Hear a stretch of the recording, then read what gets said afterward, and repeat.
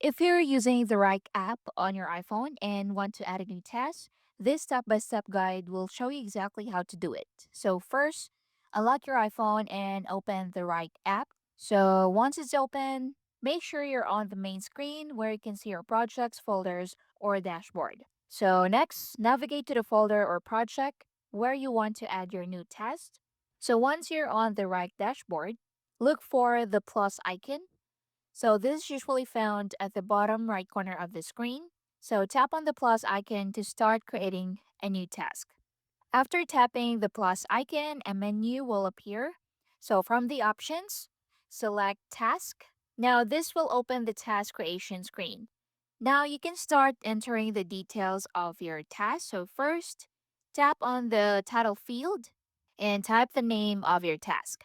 Make sure the title is clear and easy to understand so you and your team know exactly what needs to be done. So next you can add location. So tap on the location field and search project folder or space and click on save. Now next you can add assignees. So tap on assignees and select the person responsible for completing the task. So if you're assigning it to yourself, simply choose your name and click on save. After that, you can set a due date. So tap on set date and select the deadline for the task. So this helps keep everything organized and ensures tasks are completed on time. And click on save. Next, add a description. So tap on description field and include any important details, instructions, or notes related to the task. So this helps provide more context for anyone working on it.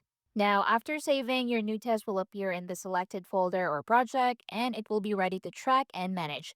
And that's it. Thanks for watching.